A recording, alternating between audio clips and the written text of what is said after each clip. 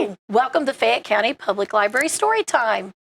We have stories today that begin with T. This is a story about a T-Rex, Linus the vegetarian T-Rex.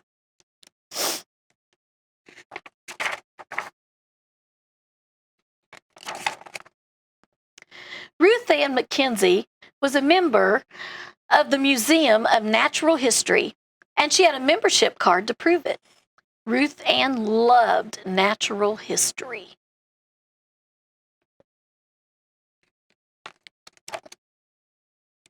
She knew all about the Ice Age. She knew all about the oceans. But what did Ruth Ann know the most about? The dinosaurs! Wait till you see what happens. She knew their names.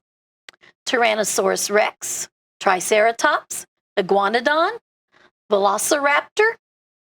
She knew when they lived, Triassic, Jurassic, or Cretaceous. And she definitely knew what they ate. Plants, meat, more meat, lots and lots of meat. So when the Cretaceous Surprises exhibit opened, she didn't expect to be surprised. Wait till you see what happens inside of there. Wow! She was surprised. Hello, I'm Linus, said a gigantic Tyrannosaurus Rex. Please don't eat me, cried Ruth Ann. Eat you? Oh, my heavens, no. I wouldn't dream of it, said Linus. I am quite hungry, though. Won't you join me for lunch? That's kind of scary, isn't it? A little girl, a great big dinosaur, wants to know if she wants to join him for lunch? Yeah. I hope she won't be lunch. What's on the menu? Asked Ruth Ann. That depends, said Linus. Let's go hunting. First, Linus attacked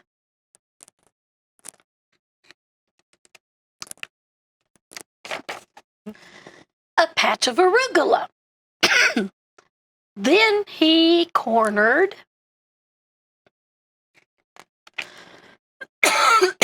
excuse me, a Triceratops family. Good morning, Ellen. It's lovely to see you, Linus.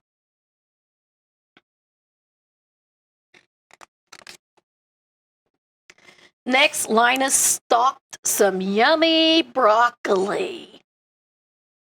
You see the broccoli right there. Then he pounced on a plump tomato. I like tomatoes.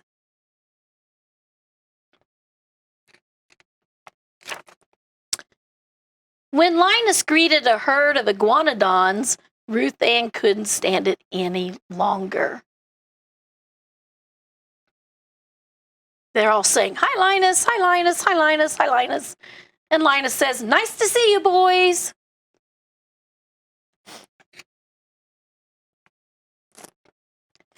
Didn't you want to eat those guys? Asked Ruth Ann. I wouldn't dream of it, said Linus. They're my friends. Your friends? Asked Ruth Ann. Linus, don't you know what kind of dinosaur you are? Why, of course, said Linus. A very popular one.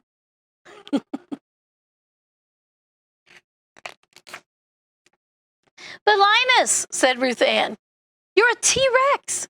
You're supposed to be a predator. You're supposed to be fierce. You're supposed to be Velociraptors, interrupted Linus.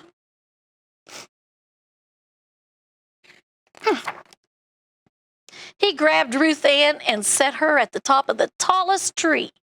Then he turned around and roared and roared and roared. The velociraptors ran away so fast, it was like they had never been there at all.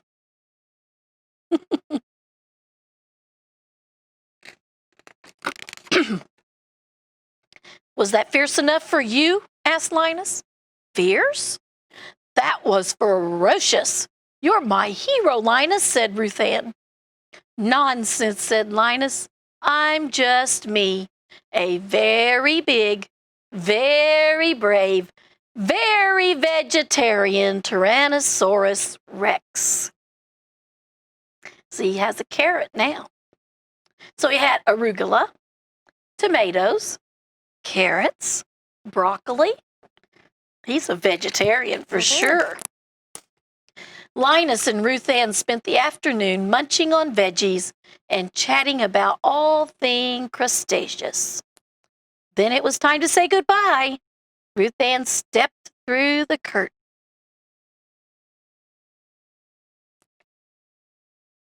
And found herself back in the museum.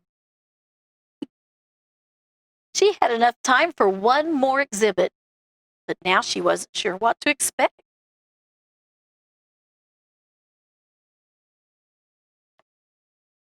The museum was full of surprises. So, do you think this was make-believe or real? Could you actually go to a museum, step through a curtain, and meet a real live dinosaur? What an adventure. Okay, Miss Lisa. All right, and boys and girls, I hope you were listening for T words in her book, because she had T-Rex, I heard tomato, and tall trees. So those are just some of the T words I picked up on. As I read my next book, maybe you can find some T words in here as well, because we have an activity coming up, and I hope you will know all the T words that I'm going to show you. So the book I'm going to read to you today is called Tiki Tiki Timbo. All right, so there's 3 words right there. As you can see, this is not a story that's going to happen in the United States. This is going to happen in another country. All right. Bluebird. All right, so our story begins. Once upon a time, a long, long time ago, it was the custom of all the fathers and mothers in China to give their first and honored sons great, big, long names. But the second son was hardly given any name at all. In a small mountain village, there lived a mother who had 2 little sons. Her second son she called Chang, which means little or nothing. But her first and honored son she called Tiki Tiki Timbo, No Sir Rembo, Chari Bari Ruchi, Pip Peri Pimbo, which means the most wonderful thing in the whole world. Now, every morning the mother went to wash in the little stream near her home. The 2 boys were always chattering, and they went along with her, and on the bank there was an old well. "Don't go near that well," said her mother, "or you will surely fall in." The boys did not always mind their mother, and one day they were playing beside the well, and on the well when little Chang fell in. There he goes down the well. There goes Chang. Tiki Tiki Timbo, No Sir Rembo, Chari Bari Ruchi, Pip Peri Pimbo ran as fast as his little legs could carry him all the way to his mother. "Oh, most honorable mother, Chang has fallen into the well." "The waters roar, little Blossom, and I cannot hear you," said the mother. So Tiki Tiki Timbo, No Sir Rembo, Chari Bari Ruchi, Pip Peri Pimbo raised his voice and cried a little louder, "Oh, most honorable mother, Chang has fallen into the well." "Oh, that troublesome boy," answered the mother. "Run now and go get the old man with the ladder so we can fish him out." So Tiki Tiki Timbo, Timbo, no Sir Rembo, Charibari Rucci, Pip Perry Pimbo ran as fast as his little legs could carry him to the old man with the ladder and said, Old man with the ladder, Chang has fallen into the well. Will you please come and fish him out? So, said the old man with the ladder, Chang has fallen into the well. And he ran as fast as his old legs could carry him, step over step, and step over step he went down into the well. He picked up little Chang, and step over step he brought him back out of the well. He pumped water out of him and pushed air into him, pumped some more water out of him and pushed more air into him, and soon Chang was just as good as ever. I think they're having a celebration. They're all happy that little Chang was well. Now, for several months, the boys did not go near that well. But after the festival of the 8th moon, they ran to the well to eat their rice cakes. Now, boys and girls, can you predict what's going to happen? They're on the well eating their rice cakes. Chang has already fell in. What do you think's going to happen? Well, I bet you guessed it. They ate near the well, and they played near the well, and they walked on the well, and you guessed it. Tiki Tiki Timbo, no Sir Rembo, Charibari Rucci, Pip Perry Pimbo fell down into that well. There he goes. Chang ran as fast as his little legs could carry him all the way to his mother and said, Oh, most honorable mother, Tiki Tiki Timbo, no Sir Rembo, Charibari Rucci, Pip Perry Pimbo has fallen into the well. The waters roar, little one, I cannot hear you. And so Chang took a deep breath. Oh, mother, most honorable one. And he panted, Tiki, Tiki Timbo, no Sir Rembo, Charibari Rucci, Pip Perry Pimbo has fallen into the well. Oh, tiresome child, what are you trying to say? Said his mother. Honorable mother, Charibari, Rembo, Tiki Tiki, he gasped. Pip Pip has fallen into the well. Oh, you unfortunate son, surely the evil spirits have bewitched you and have bewitched your tongue. Speak your brother's name with reverence. Poor little Chang was all out of breath from saying that great big long name. And he didn't think he could say it one more time. But then he thought about his brother in that old well. Take a look. Doesn't look like our little brother friend is down there going to survive. I don't know. Let's see. Chang bowed his head to clear the sand, and he took a deep breath, and he said very slowly, Oh, honorable mother, Tiki Tiki Timbo, no Sir Rembo, Bar Charibari Rucci, Pip Perry Pimbo has fallen into the well. Oh no, not my first and honorable son, heir of all I possess. Run quickly now and tell the old man with the ladder that your brother has fallen into the well. And so Chang ran as fast as his legs could carry him to the old man with the ladder. And under a tree, the old man with the ladder sat bowed and silent. Old man, shouted Chang. Come right away. Boys and girls, if you can say this name with me, say it now. Tiki Tiki Timbo, no Sir Rembo, Charibari Rucci, Pip Perry Pimbo has fallen into the old well. But there was no answer. Puzzled, he waited, and then with his very last bit of breath, he shouted, Old man with the ladder! Tiki Tiki Timbo, no Sir Rembo, Charibari Rucci, Pip Perry Pimbo is at the bottom of the well. Oh, miserable child, you are disturbing my dreams. I had floated into a purple mist and found my youth again. There were glittering gateways and jeweled blossoms, and if I close my eyes, perhaps I can return to my dream. Poor little Chang was frightened. How could he say that long name again? Please, old man with the ladder, please help my brother out of the well. So, said the old man with the ladder, your mother's precious pearl has fallen into the well. All right, here they go. It's a little bit of a walk, isn't it, through that village from where he was resting at his tree to the well. The old man with the ladder hurried as fast as his old legs could carry him. Step over step and step over step, he went down into the well.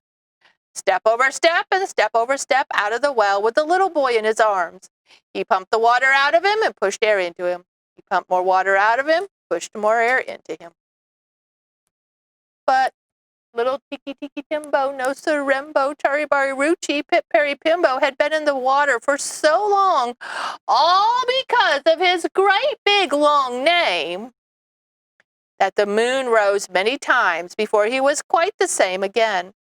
And from that day on to this day, the Chinese have always thought it was wise to give their children short little names instead of long ones.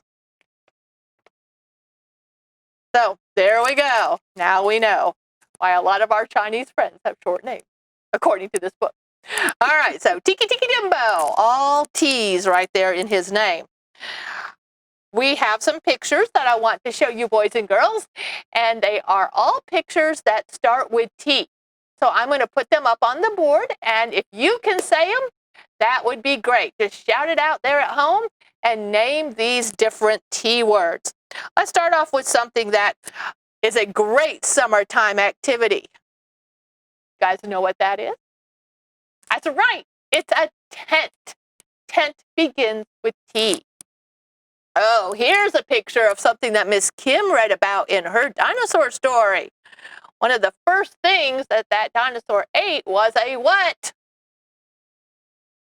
You're right. It was a tomato. Oh, boys and girls, this might be something your dad wears, maybe to work or to get dressed up sometimes. You guys know what that is? All right, it's a tie. Oh, next is coming one of my favorite birds. Now, we're not going to see these birds around here in Indiana, but if you go to the zoo, you might be able to see one. I believe these birds live down in South America. You guys know its name? You're right. It is a toucan. It starts with T. Oh, what about this picture over here? That's bright yellow, isn't it? Made of gold sometimes, or silver. Maybe some of you have one of those on your shelf at home for a game you've played with sports. You know what that is? It's a trophy. That's right. Let's pick another picture here. Oh, what's this? This would be something that a princess would wear. You might say crown. Is there another fancier word you can come up with that starts with T? What about tiara? That would be the correct word. All right. What about this picture? That's a pretty fancy one. Most of us, if we have one of these at home, probably don't have one so fancy. That's a teapot. Cook some hot water and make some hot tea. Look at this picture. Making me hungry. I bet you guys all know what that is. Tacos. That's right. Here's another picture up over here. This is probably one of your favorite pictures out of all of this. Can you tell me what T word that is? Right, those are toys in a toy box. Got just a couple more. Here in Connorsville, I think we do have some of these. I've never really ridden in one. What would that be? Actually, it tells you right there. So if you can read, it says taxi. Right, that's a taxi. All right, here's one more. This is a mushroom. But mushroom doesn't start with M, or it starts with M, doesn't it? Not T. So why is that picture up here? When you think of a T word, it's a toadstool. Yep, that's a T word. The very last picture I have is going to help lead us into Miss Kim's next story. I see what this picture is. Hide that taco right there. That is a train. Yep, and here in Connersville, we have the Whitewater Valley train, and you might have ridden on that. They do special activities throughout the year. So those are T words, and I hope you were able to guess what they were. Miss Kim's going to read us now another story that starts with T, and it's all about trains. The littlest train. Do you see the little train? Sitting on top of this big engine is a little engine. Now, in this book, on every page, I want you to look for the little train. See, here's a picture of his little track, and there's the little train.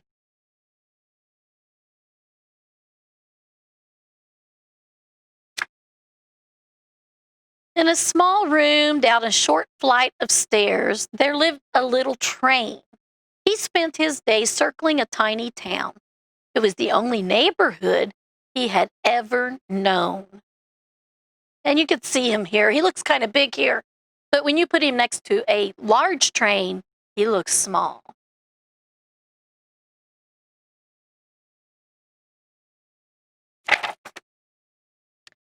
One day, the ground shook and a shadow appeared overhead. It could only mean one thing. Mr. Fingers, back in town.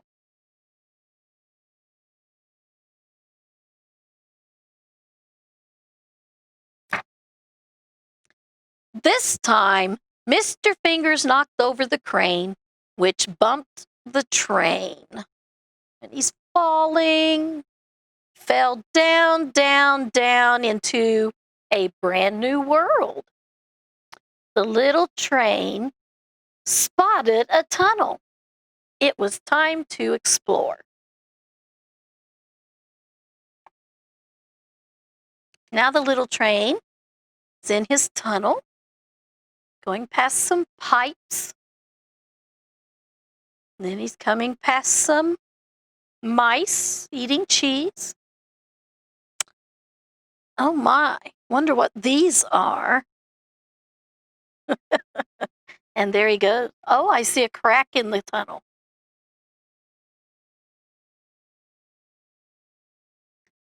The world beyond seemed vast and strange until the little train spotted something familiar in the distance. It was the biggest train he had ever seen. Can you find the little train on this page? Now he looks little, doesn't he? Mighty Max steamed up and offered a ride. Hey there, little one, he rumbled. When my 100 tons really get rolling, I can show you some sights.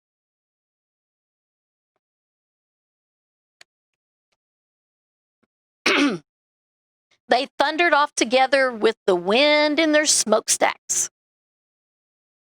You see the little train? Sits right there on the front of the big engine.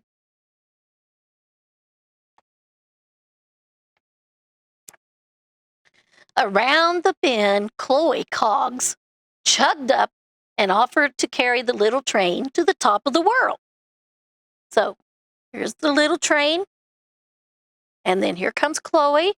And so here's Chloe. Where is the little train now? Do you see him? Right on top of that, looks like a pile of coal. Come with me, little train, she said. I've got 32 teeth on my gears, and I never slip back. I'll take you to a place where you can see forever. Now, can you think of a place tall enough where you could see forever? I could think of some tall places like towers or mountains. Ooh, forever looked wonderful, but the little train realized there was one thing he could not see: his home. Luckily, Sarah's speedster was nearby. Hop in, she said. And see here, you got to look close to find the little train hopped off the big mountainside into the speedster.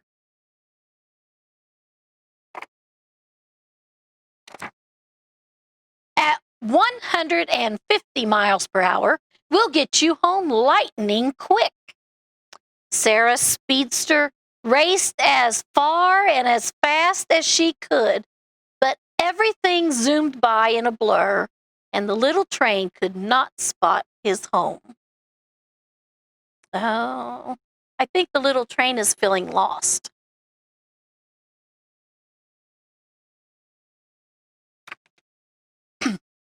By the time they arrived at the switching yard, the sun was getting low. Mr. Fingers would surely have noticed that the little train was missing. Do you see the little train? He is still resting in Sarah's speedster, right there.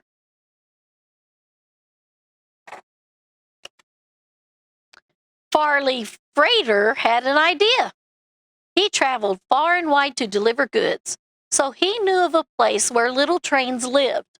All aboard, he whistled. And you see the little train here inside one of his boxcars.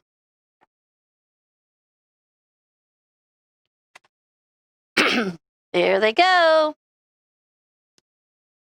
Did you see the little train? There he is.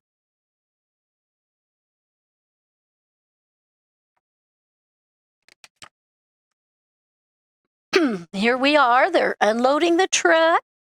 That says Dale's Delivery.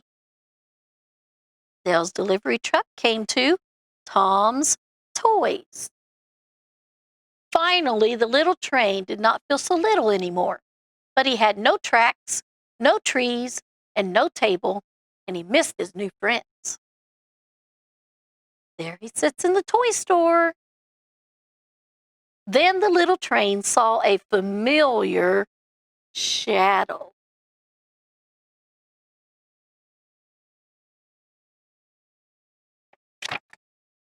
Mr. Fingers! And there's a price tag on the little train that says half price. And do you see the little boy with the bag that has Tom's toys in it? And right inside is the little train. I think the little train's going to find a new home. What do you think?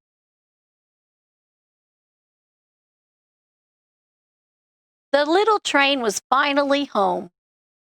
Mr. Fingers had been busy, and there was a brand new town to explore. Look at that. Isn't that cool?